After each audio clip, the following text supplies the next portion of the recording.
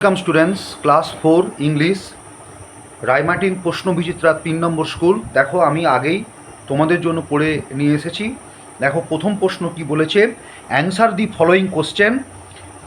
Why was the forest dark?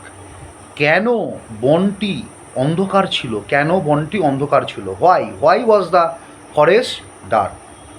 এর উত্তর কী লিখেছি দেখো, the forest was dark because, কারণ দ্য ডেন্স ঘন ট্রিজ, গাছগুলি ব্লকড সানলাইট, ঘন গাছগুলি সূর্যালোককে বাধা দিয়েছিল।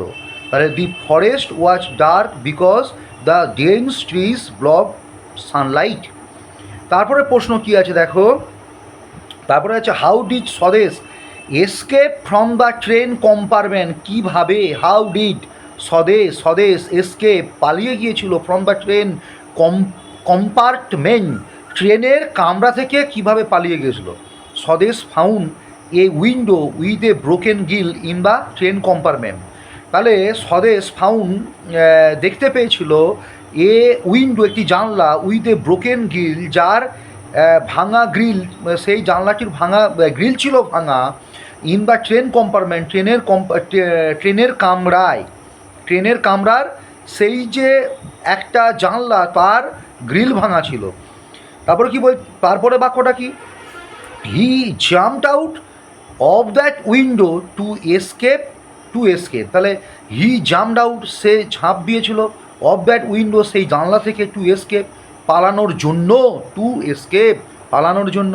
তারপরে দেখো, why did Apu give a jerk to save himself, নিজেকে রক্ষা করতে, ফ্রম মোর বাইটস, আরও কামড় থেকে। কিসের কামড়? না পিঁমড়ের কামড়। Apu gave a jerk, Apu কি একটি ঝাঁকুনি দিয়েছিল। তারপরে কি বলেছে, তারপরে প্রশ্ন কি বলেছে দেখো, বলছে হোয়াট ডিড ঝিনুক সি আফটার ওয়েকিং আপ? ঝিনুক ঘুম থেকে উঠে কি দেখেছিল? ঝিনুক স, এটা ডিড আছে, এই জন্য এটা পাস্ট টেন্স নিয়ে আসতে হবে। Jhinuk saw after waking up that it was morning, এটা ছিল সকাল, সকালবেলা, অ্যান্ড ফাদার স্টুড, বাবা দাঁড়িয়েছিল বিফোর হার, তার সামনে। তারপর কি বলেছে, fill in the table with wash from the help box, regular verb and irregular verb. দেখো হেল্প ইডি যোগ আছে, এটা রেগুলার ভার্ব, আর এটা ফোর্ড, ফাইটের পাস্ট টেন্স, ফোর্ড এটা ইরেগুলার ভার্ব। আচ্ছা দেখো, regular verb and irregular verb, তোমাদের একটা ভিডিও নিয়ে এসে কোনগুলোকে রেগুলার ভার্ব বলে, কোনগুলোকে ইরেগুলার ভার্ব বলে, সেটা তোমাদেরকে একবার দেখিয়ে দেবো। দেখো কি আছে, circle the adverbs in the following sentences. দেখো প্রথমে এই যে সেন্টেন্সগুলো এখানে আছে এর মধ্যে কোনগুলো adverb? He loved his brother dearly, সে তার ভাইকে খুবই ভালোবাসে, ডিয়ারলি। তাহলে হচ্ছে এই ডিয়ারলি হচ্ছে কি না অ্যাডভার্ব। কেমনভাবে ভালোবাসে? না ডিয়ারলি। আচ্ছা suddenly the train stop, suddenly হচ্ছে অ্যাডভার্ব। তারপর কি বলছে, we should always cross the road carefully, আমরা অবশ্যই আমরা যে রাস্তা যে পার হব কেয়ারফুলি, সতর্কভাবে, তাহলে কেয়ারফুলি একটা অ্যাডভার্ব। তারপরে কী হচ্ছে, feel in the blanks with the present continuous tense of the given verb, present continuous tense.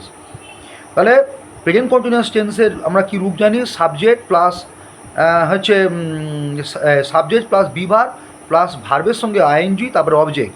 দেখো এখানে বের পরে কি বসবে? আর বসবে। এখানে ফ্লোয়েড আছে, ফ্লোয়েডের সঙ্গে আইএনজি যোগ হয়েছে, ফ্লোয়েটিং, দে আর ফ্লোয়েটিং অল অ্যারাউন্ড। তারপরে দি চাইল্ডের দি চাইল্ড, তারপরে ইজ বসবে, লাভ আছে, লাফিং, দি চাইল্ড ইজ লাফিং, হয়ে গেল। তারপরে make meaningful sentences of your own with the following words. কী বলেছে, সিভিয়ার দ্য হি ফিলস, সে অনুভব করেছিল, এ সিভিয়ার বাইট, একটি যন্ত্রণাদায়ক কামড়, ইন হিজ লেগ, তার পায়েতে। তারপরে স্যাক্স মানে হচ্ছে বস্তাগুলি, হি ফিলস, সে পরিপূর্ণ করেছিল, FILLS, he fills a sack with dry wood, সে বস্তাটি পূর্ণ করেছিল শুকনো কাঠ দিয়ে। তারপরে দেখো match column A with column B. দেখো ইন্ডিপেন্ডেন্স ডে কী হবে? 15ই আগস্ট। রিপাবলিক ডে, এই ইন্ডিপেন্ডেন্স মানে স্বাধীনতা দিবস 15ই আগস্ট, ভারতের স্বাধীনতা দিবস 15ই আগস্ট। রিপাবলিক ডে 26 জানুয়ারি, প্রজাতন্ত্র দিবস 26 জানুয়ারি, নেতাজি বার্থডে 23 জানুয়ারি, গান্ধীজির বার্থডে, গান্ধীজির জন্মদিন হচ্ছে 2 অক্টোবর, 2 অক্টোবর। তারপরে কি বলেছে দেখো, তারপর বলছে circle the nouns and underline the adjective given in the following sentence. দেখো this is a beautiful dress, তাহলে বিউটিফুলটা কী হবে অ্যাডজেক্টিভ, ওই যে আন্ডারলাইন। আর ড্রেস হচ্ছে সার্কেল দি নাউন, ড্রেস হচ্ছে এখানে নাউন, একটা পোশাক, dress noun. He enjoy a tasty lunch, টেস্টিটা হচ্ছে অ্যাডজেক্টিভ আর লাঞ্চ হচ্ছে নাউন।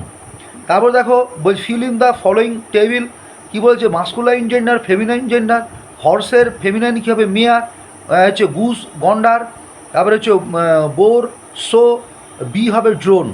তারপরে কী বলছে rearrange the letters to make meaningful ওয়ার্ডস, এটা কী হবে মিরাকেল হবে, এটা কী হবে কাজিন হবে, মানে এটা সাজিয়ে লিখতে বলছে, এই অক্ষরগুলি সাজিয়ে বা লেটারগুলি সাজিয়ে একটা মানেযুক্ত একটা শব্দ লিখতে বলেছিল। তারপরে কী বলেছে fill in the blanks with words from the help box, help বক্সে দিয়ে আছে সিক্রেট, অ্যাফ্রেড, কী হবে the two brothers were afraid to see a tiger, দুজন ভাই ভীত হয়েছিল বা ভয় পেয়ে গিয়েছিল টু সি দেখে, কাকে দেখে না টাইগারকে দেখে, বাঘকে দেখে, একটি বাঘকে দেখে। My friend shares a secret with me, আমার বন্ধু আমার কি ভাগ করে নিয়েছিল এ সিক্রেট উইথ মি, তার গোপনীয় যে জিনিস সে আমার সঙ্গে ভাগ করে নিয়েছিল। তারপর কি আছে we write a paragraph A on freedom fighter or your favourite game, আমি এখানে একটা ফ্রিডম ফাইটারের সম্বন্ধে লিখেছি, নেতাজি সুভাষচন্দ্র বোস সম্বন্ধে লিখেছি, 5টি বাক্যে লিখেছি বা 4টি বাক্যে লিখতে হবে, বা এখানে 5 নাম্বার আছে, 5টি বাক্যে লিখলে ভালো হবে। Netaji Subhash Chandra Bose was a great freedom fighter of India, এটি একটি বাক্য। He was born on 23 January 1897 in Koto, Odisha. He fought for Indians' freedom. He made an army called Azad Hind Fauj. Netaji was a strong and fearless leader.